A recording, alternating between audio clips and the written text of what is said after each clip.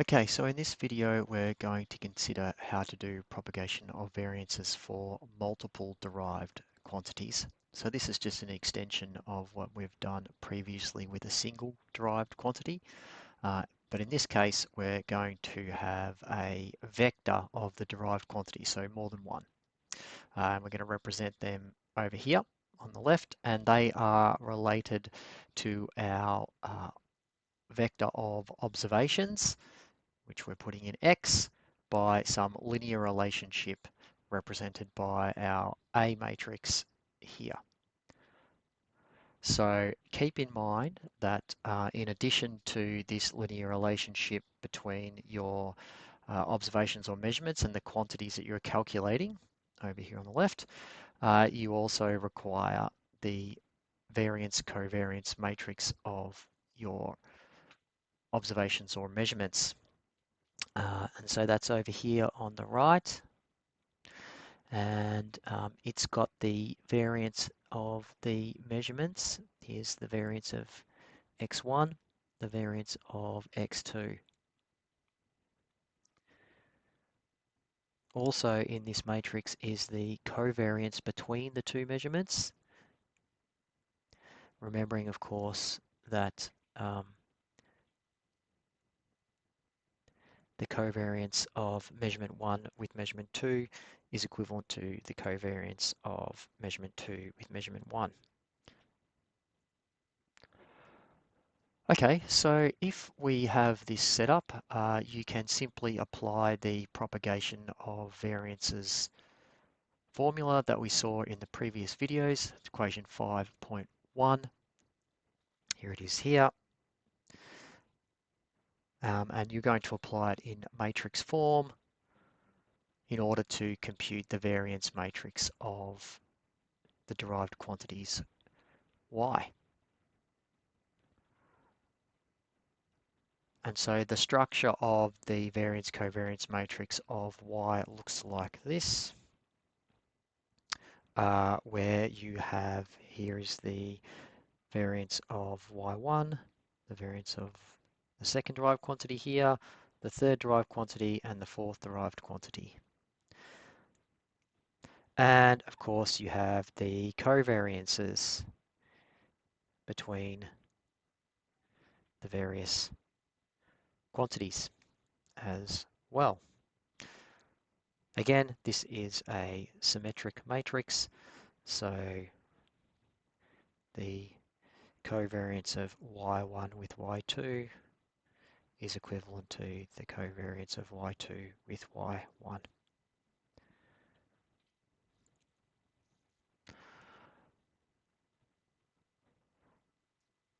So let's look at an example from some basic surveying principles. We're going to look at the computation of angles and their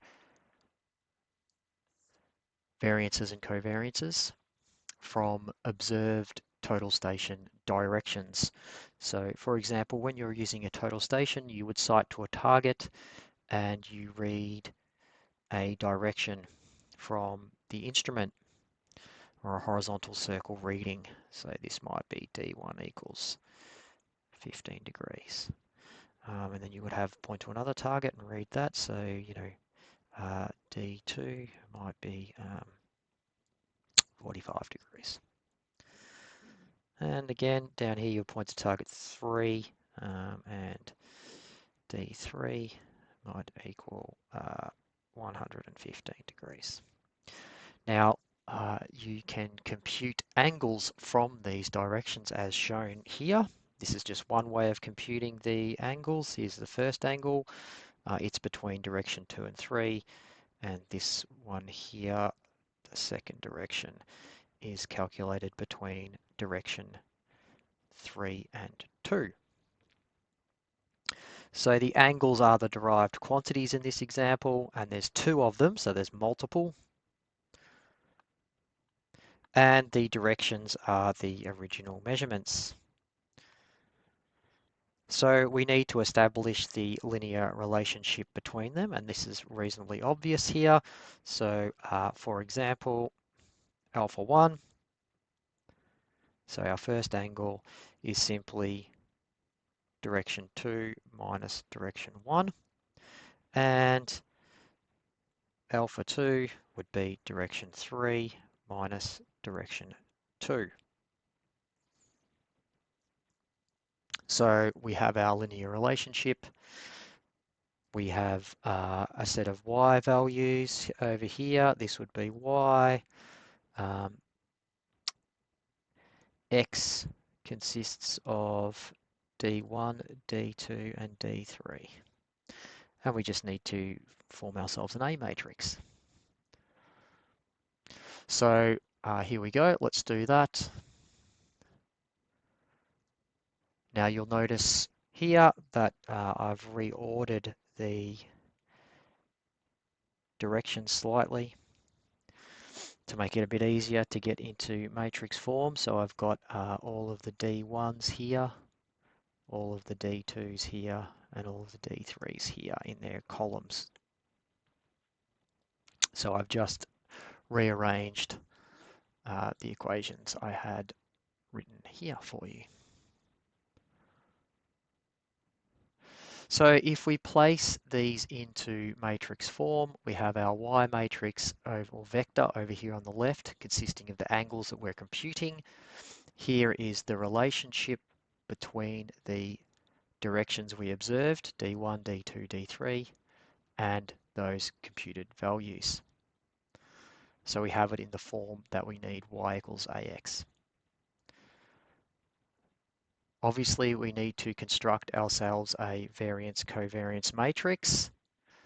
So in this case, the variance of D1, D2, and D3 will go down diagonal. And because we would assume that the total station directions are uncorrelated, so measuring D1 has no impact on the value of D2, we say that the covariances between the various measurements are all zeros, indicating that they are independent and uncorrelated.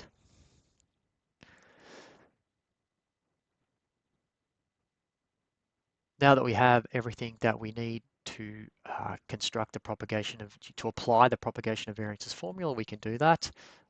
So here it is here from equation 5.1, and here it is expanded out if we wanted to work it through. So this is how you would apply propagation of variances to multiple derived quantities. In the next video, we'll do a worked example with numbers for the directions and the angles.